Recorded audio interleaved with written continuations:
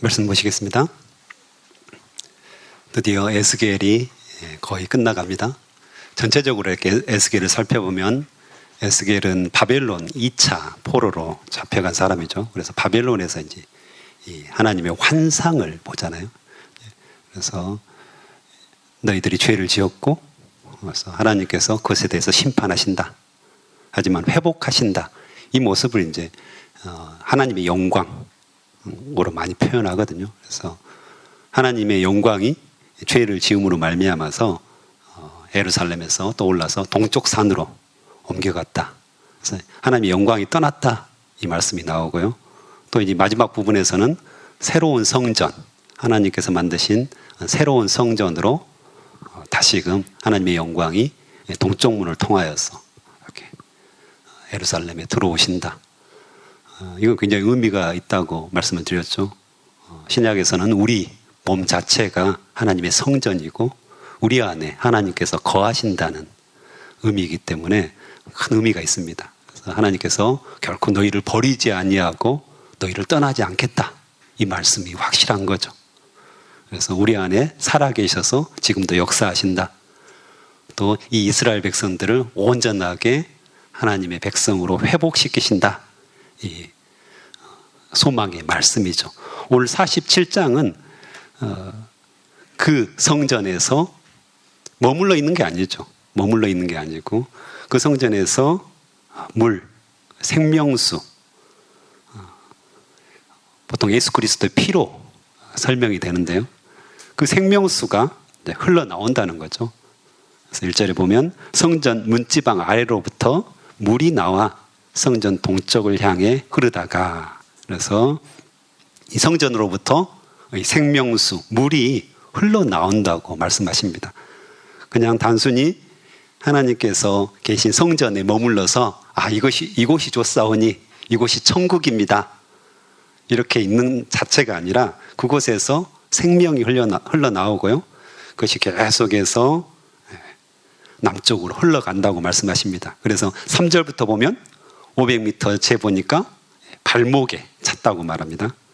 또 다시 500m 후에 재보니까 무릎에 찼다고 합니다.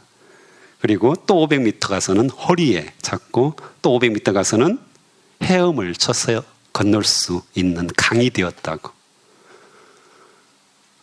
생명수가 계속해서 흘러넘치는 의미, 이것을 계속 설명해 주고 있습니다. 풍성하게 흘러넘치는 거죠. 그래서 성전은 또 교회라고 표현한다면 교회로부터 생명수가 흘러 넘쳐난다라는 의미가 될 수도 있고요. 또한 요한복음 7장 38절에 보면 나를 믿는 자는 그 배에서 생수의 강이 흘러 나오리라. 예수 그리스도께서 이렇게 말씀하십니다. 예수님을 믿는 사람은 그 배에서 생수의 강이 흘러나온다고 합니다. 풍성하게 솟아난다는 거죠. 그래서 강이 되고 헤엄쳐 건널 수밖에 없는 큰 강물처럼 거대한 생명수, 예수 그리스도의 피, 그래서 흘러 넘친다고 이렇게 이야기합니다. 그래서 이 생명수, 강이 흐르는 곳곳마다 어떤 일이 일어난다고 말합니까? 7절부터 잘 설명하고 있죠. 강 양쪽에 나무가 무척 많아진다고 했고요. 또 사해로 흘러들어가면 사해 물이 맑은 물이 될 거다. 할렐루야. 사해 같은 경우는 특별히 너무 짜가지고 흘러나가는 곳이 없거든요. 그래서 너무 짜졌죠. 그래서 생물들이 살 수 없는, 물고기조차도 살 수 없는 그런 짠물이 민물이 되어서 생물이 번성하게 될 거다. 많은 생물들이 살게 될 것이다. 그리고 엔게디에서 에네글라임, 사해 주변에 있는 그런 지명들인데 그곳에 그물 치는 곳이 되고 많은 어부들이 그곳에 모여들 것이다. 죽은 바다가 살아날 것이다. 이렇게 분명하게 예언을 하십니다. 또한 강 언덕 양편에는 온갖 종류의 과일나무가 매달마다 새롭게 자라고 열릴 것이다.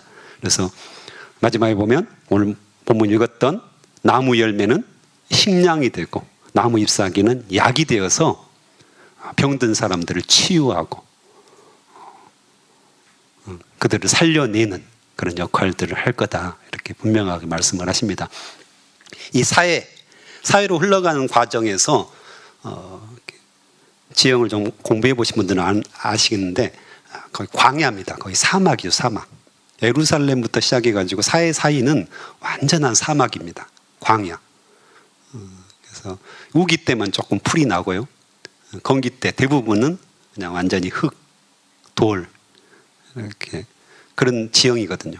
근데 하나님께서 환상을 보여주시는데 그 광야에서 그 사막에서 나무가 자라고 풍성하게 자라고 또 그 생명의 강이 흐르는 주변으로 그 나무 열매가 식량으로 사용되고 또 약으로 사용될 것이다. ip사귀가 완전한 회복, 풍성한 삶을 주님께서 말씀하시는 거죠. 그래서 마른 광야와 사막이 오히려 이 생명수의 강을 통하여서 생물과 나무가 번성하는 땅이 될 것이다. 소생하게 될 것이다. 어찌 보면 지금 이스라엘이 그런 상태잖아요. 그렇죠? 영적으로도 그렇고 또 바벨론의 침략을 받아가지고 침략을 받아서 몇 명 죽었다. 요즘 우크라이나 그런 사건도 전쟁도 지금 굉장히 심각하잖아요. 옆에서 보니까 그렇지 막상 그 안에 들어가 있으면 어떻겠습니까? 사람들이 죽어가는 거잖아요. 근데 이 바벨론의 침략을 받아가지고 수많은 사람들이 죽은 거거든요. 셀 수 없는 사람들이 죽었고 그리고 집들은 다 파괴됐고요. 또 성도 막 파괴되고 막 여러 가지 지금 너무 황폐한 처참한 그런 모습이죠. 메마른 광야처럼 사막처럼 인생의 가장 절망의 순간에 있었던 이스라엘 백성들이라는 것입니다. 현재 그 일을 당하고 있는 상황인데 그들에게 환상을 하나님께서 보여주신 거죠. 다시 회복시키시겠다. 그대로 내버려두지 않겠다. 너희 삶의 가장 풍성함을 맛보게 하겠다 말씀을 하시죠. 이거는 이제 신약에 와서 다 성취가 되잖아요. 그래서 예수 그리스도께서 조금 전에 요한복음 7장에 말씀하셨던 것처럼 내 배에서 생수의 강이 흘러넘치리라. 영적으로 지금 해석을 하는 거죠. 또한 요한계시록 22장 1, 2절에 보면 또 그가 수정같이 맑은 생명수의 강을 내게 보이니 하나님과 및 어린 양의 보좌로부터 나와서 길 가운데로 흐르리라. 강 좌우에 생명나무가 있어 12가지 열매를 맺되 달마다 그 열매를 맺고 그 나무 잎사귀들은 만국을 치료하기 위하여 있더라. 아멘. 똑같은 말씀이 나오죠. 계시록에서도. 그래서 현재의 삶뿐만 아니라 우리가 천국에서도 누릴 수 있는 죽음 위에 천국에서 누릴 수 있는 그 풍성함을 지금 이야기를 하고 있는 거죠. 그래서 우리의 삶이 척박할 때가 많죠. 메말라 버렸다. 이런 느낌 또 이런 상태에 있는 분들이 참 많습니다. 실제로 다 이렇게 보시면 다 웃고 다 기분 좋아 보이지만 다 즐거워 보이지만 실제로 이렇게 어려움을 겪고 메말라 버리고 척박한 그런 땅에서 사는 분들이 참 많죠. 자기의 죄 때문이기도 하고요. 아니면 어떤 상황과 환경 때문에 어려움을 겪기도 하고요. 다양한 방법으로 우리 삶 자체가 사막을 걷는 것 같고 광야를 걷는 것 같습니다. 하지만 하나님께서는 우리에게 약속을 하십니다. 네 배에서 생수의 강이 흘러나오리라. 할렐루야. 우리 안에 살아계신 예수 그리스도로 말미암아 우리 안에서는 계속해서 생수의 강이 흘러 넘친다고 말씀하십니다. 내가 그것을 인지하거나 인지하지 못하거나 그건 상관없습니다. 내가 인지하지 못할 뿐이기 때문에 없다고 생각하는 거죠. 그렇죠? 나에게는 그게 없나 봐 라고 생각하는데 예수 그리스도를 내 마음속에 나의 구주, 나의 하나님으로 영접한 사람은 내가 모르더라도 내가 경험하지 못하더라도 여전히 계속해서 자연스럽게 자연적으로 생수의 강이 흘러 넘친다는 겁니다. 발목 정도가 아니라요. 무릎 정도가 아니라 허리 정도가 아니라 헤엄쳐 건널 수밖에 없는 큰 강물이 내 안에서 날마다, 순간마다 계속해서 솟아난다고 말씀하시고요. 그 생명수의 강을 통하여서 나의 모든 삶을 주님께서 채우시고, 먹을 걸 채우신다고 했잖아요. 또 치유하시고, 그 역사가 계속해서 지금도 일어난다는 사실입니다. 이걸 하나님께서 뭐라고 말씀하시죠? 이걸 알아라. 이걸 깨달아라. 이걸 경험해라. 이걸 체험해라. 우리에게 말씀하시죠.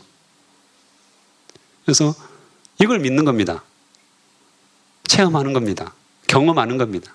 그 사람이 정말 풍성한 삶을, 하나님께서 말씀하신, 예수님께서 말씀하신 풍성한 삶을 경험하게 되는 거죠. 내가 온 것은 양으로 생명을 얻게 하고 풍성하게 얻게 하려 한다고 말씀하셨거든요. 그냥 단순히 우리가 그냥 겨우겨우 그날 겨우겨우 넘기는 정도의 삶이 아니라는 것입니다.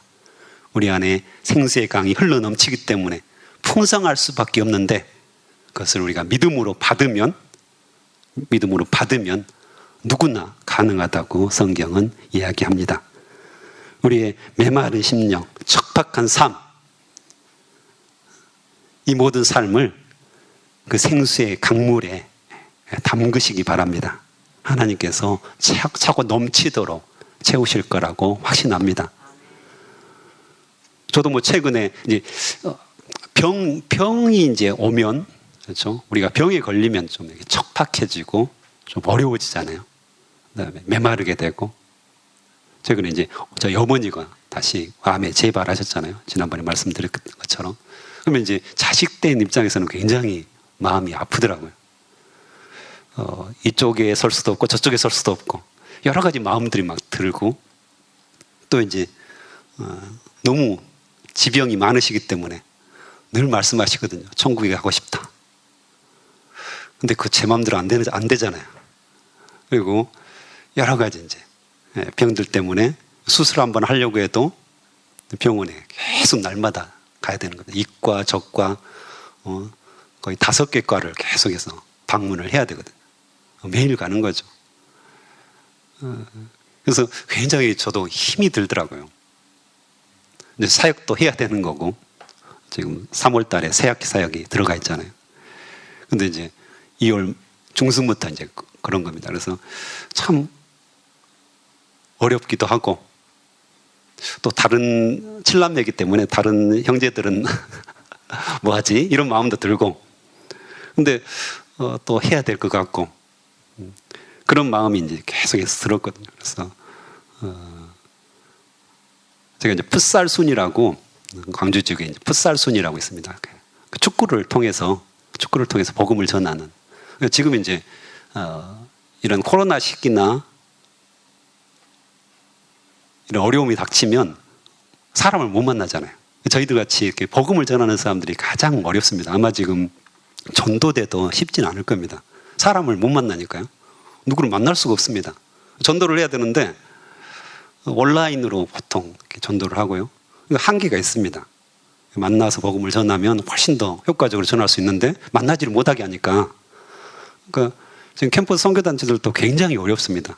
2년, 3년 복음 자체가 안 되니까, 복음 전도 자체가 안 되니까 굉장히 힘들어하는데 여러 가지 이제 방법들을 생각해내는 중인데요. 그 중에 한 가지가 이제 풋살.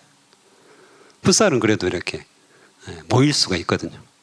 젊은 애들이 굉장히 좋아하고, 요즘은 이렇게 골대녀라고 해가지고 젊은 여자들이 축구를 합니다. 그걸 이제 방송에서 내기 때문에 굉장히 인기가 있습니다. 그래서 이 광주 지구 같은 경우도 이 자매들 풋살순이 있습니다. 그래가지고 자기들끼리 이렇게 공을 차기도 하고, 그렇게 해서 모여서 또 관심 있는 안 믿는 사람들을 데려와가지고 그 축구 하자고 오거든요, 사람들이. 젊은 애들은 그렇습니다. 목숨 걸고 합니다. 다리 부러져도 합니다. 저는 못하는데 저는 한 30대 이후에는 축구를 안 하고 있습니다. 다리 부러질까봐. 젊은 애들은 오잖아요. 그래서 이제 이 사역을 하는데 가만히 보니까 저는 안 하잖아요. 그래도 이제 사역을 하고 있으니까, 젊은 간사들이 하고 있으니까 보니까 재정이 꽤 많이 들더라고요. 그렇죠? 뭐 젊은이들을 사역하는 것은 대부분 먹고 놀고 말씀 공부하고 이게 전부입니다. 그래서 이제 풋살장도 빌려야 되고 또 밥도 먹어야 되고 꽤 많이 드는 거예요. 그래서 내가 뭘 할 수 있을까? 이게 이제 작년 12월 이야기입니다. 그래서 내가 뭘 할 수 있을까 했는데 하나님께서 갑자기 저에게 주시는 마음이 있었어요. 그러면 네가 못하니까 너는 풋살을 안 하니까 모금을 해줘라. 네가 할 수 있는 일을 해라. 이 말씀이 갑자기 온 거예요. 그래서 부담이 되는 거예요. 모금을 하는 건 굉장히 부담이 되거든요. 그게 이제 사단이 주는 생각이잖아요. 뭔가를 이렇게 있잖아요. 다른 사람에게 뭔가 이렇게 우리 어머니 표현으로는, 우리 아버님 표현으로는 빌어먹는다 이거거든요. 그런 말이 생각나가지고 여전히 부담이 돼요. 늘 부담이 되는 건데, 그래서 하나님이 그런 이렇게 마음을 주셔서 어떻게 해야 되지? 이제 그래가지고 결단을 했습니다. 그래, 하나님께서 명령하시니까 순종하자. 이 황폐해지는 이 전도 환경 속에서 그래도 통로가 생겼고 이걸 통해서 복음을 전할 수 있으니까 하나님 명령에 순종하자 하고 이제 준비를 딱 했는데 저희 어머니 병원 사건이 터진 거예요. 수술을 하셨잖아요. 그래서 계속 미뤄진 겁니다. 여기에 이제 어머니께 계속 집중하다 보니까 2월 중순에 이제 해서 새학기 때 딱 복음을 마감하려고 했는데 이게 안 된 거죠. 그래가지고 계속해서 미루다가 또 할 수 있었을 겁니다. 근데 제 마음에 부담이 있었기 때문에 또 기도하고 주여 어떡하죠? 뭐 이런 거였습니다. 그래가지고 어제 드디어 결단을 딱 하고, 그래도 이제 새학기 딱 시작했으니까 안 되겠다, 해야 된다 하고 보냈습니다. 한 1,500명 정도를 보냈는데요. 한 2시간 넘더라고요. 엄청나게 보면서 작은 화면 보면서 했는데 아마 우리 교회는 거의 안 보냈습니다. 죄송합니다. 대부분 안 받으셨을 겁니다. 네. 이제 후원자들하고 CC 졸업생들하고 이렇게 쭉 보냈는데, 그래서 이제 또 반신반의했죠. 또 처음 이제 편지를 보내가지고 안 되면 또 2번째 보냅니다. 3번째 막 보내기도 하고요. 금액이 많으면. 그래서 뭐 1년 예산을 잡아보니까 500만 원 정도 되더라고요. 그래서 그걸 모금을 했습니다. 그랬더니 하나님께서 갑자기 은혜를 막 부어주시는 거예요. 보내고 있는 중간에 막 후원이 들어오기 시작하고, 그래가지고 어젯밤에 봤더니 거의 2년치, 내년에는 안 해도 될 것 같습니다. 할렐루야. 그 정도 하나님께서 부어주시더라고요. 그래서 그래서 이거 오늘 말씀을 준비하면서 이 생수의 강 흘러 넘치게 하시겠다, 이걸 경험하게 하시는 거예요. 그래서 너무 감사했고, 하나님께서 이 전도의 척박한 환경들을 바꿔가기를 원하시는구나, 이 상태로 내버려 두지 않으시는구나, 새로운 사역들을 만드시고 새로운 역사들을 이루어가시고 결국에는 하나님의 나라와 그의 의를 구할 자들을 찾고 계시는구나. 많은 분들이 이것에 관심을 갖고 있고 복음이 전해져야 한다는 하나님의 그 사명에 마음을 같이 하고 있구나, 이걸 경험하게 됐거든요. 그래서 사역뿐만 아니라 우리 삶 속에서 많은 일들이 있는 거잖아요. 근데 도전을 하고, 하나님, 주님께서 이것을 보시옵소서, 이 척박해지고 이 황폐화된 나의 삶을 보십시오. 주님께서 생수의 강을 흘러 넘치게 하시겠다고 약속하신 거 아닙니까? 주님께서 역사하여 주시옵소서. 제가 경험하고 싶습니다. 제가 체험하고 싶습니다. 풍성하신 하나님의 그 놀라운 삶을 제가 경험하게 해주십시오 하고 한 걸음을 앞으로 내딛었을 때 하나님께서 우리에게 보여주실 것입니다. 체험하게 하실 것입니다. 어떻게 내가 너에게 부어주는지, 내가 어떻게 너에게 역사하는지를 내가 알려주겠다. 이게 하나님 아니십니까? 그래서 우리가 그분을 경험했으면 좋겠습니다. 13절부터는 땅을 나누어 주잖아요. 땅을 나누어 주는데, 땅은 무엇입니까? 지금 이제 이스라엘 백성들이 오랫동안 나그네 생활을 했잖아요. 그래서 땅에 정착한다, 땅을 분배했다, 이 말은 안식을 얻는다는 의미가 있습니다. 평안을 얻는 거죠. 우리도 이제 이렇게 떠돌아다니다가 전세고 월세고 떠돌아다니다가 집을 사게 되면 안식을 얻는, 물론 이제 뭐 세상의 집은 2개월, 3개월 지나면 크게 의미가 없다고 하는데 어쨌든 안식을 얻는 개념이죠. 그런데 하나님께서 우리에게 안식을 주시는 방법이 있습니다. 현실적인 방법으로 이스라엘 백성들에게 땅을 배분했듯이 성전에 방을 두신다고 말씀하셨죠. 계속해서 방 이야기가 나왔습니다. 방은 뭘 말합니까? 하나님이 계신 곳이죠.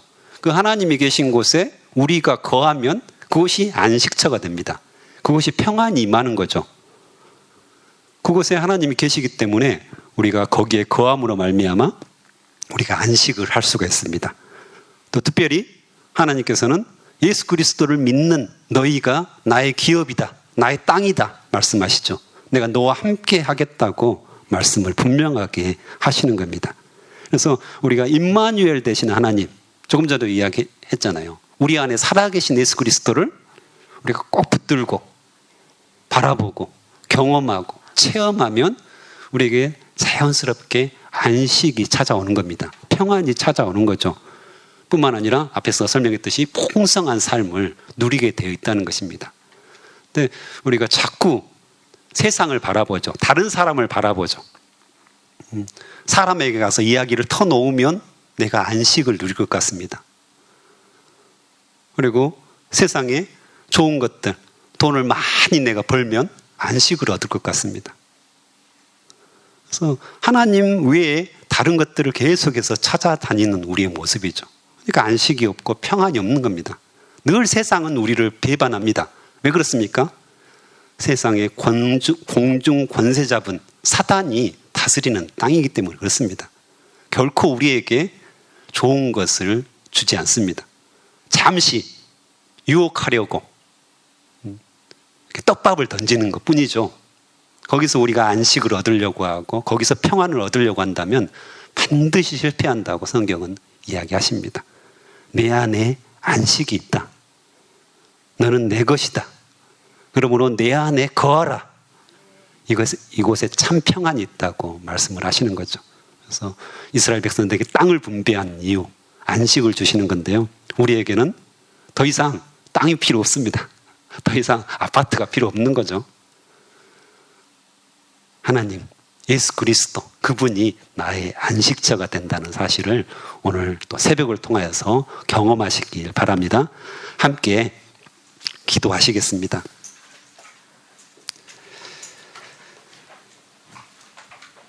하나님 아버지 감사합니다. 주님께서 날마다, 때마다, 시마다 예수 그리스도를 믿는 자들에게 그 배에서 생수의 강이 흘러 넘치게 해주셔서 감사합니다. 우리 안에도 예수 그리스도가 살아계심으로 말미암아서 계속해서 생수의 강이 흘러 넘치고 풍성한 삶을 온전하게 주시기를 원하시는데 우리가 그것을 경험하게 도와주시옵소서. 우리가 체험하게 도와주시옵소서. 주님을 붙잡고 하나님 안에, 예수 그리스도 안에 거함으로 말미암아 우리가 매일 안식을 누리게 도와주시옵소서. 주님, 우리가 참 어리석습니다. 하나님께 거하지 않고 아버지 세상에서 아버지 다른 위로를 얻으려고 애를 쓰고 있는 우리의 어리석은 모습 주여 용서하여 주시옵소서. 하나님께 회개하고 주님 앞에 돌아가오니 오직 예수 그리스도 안에서 참 안식과 평강과 풍성한 삶을 누릴 수 있도록 인도하여 주시옵소서. 하나님, 하나님이 보이지 않을 때, 하나님이 느껴지지 않을 때 잠잠히 주여 하고 주님을 부르고 잠잠히 기다릴 수 있도록 주여 축복하여 주시옵소서. 오늘 이 아침에 주님을 만나는 가장 행복한 시간이 될 수 있도록 역사하여 주시옵소서. 우리의 삶을 풍성하게 인도하시는 예수 그리스도의 이름으로 기도드리옵나이다. 아멘.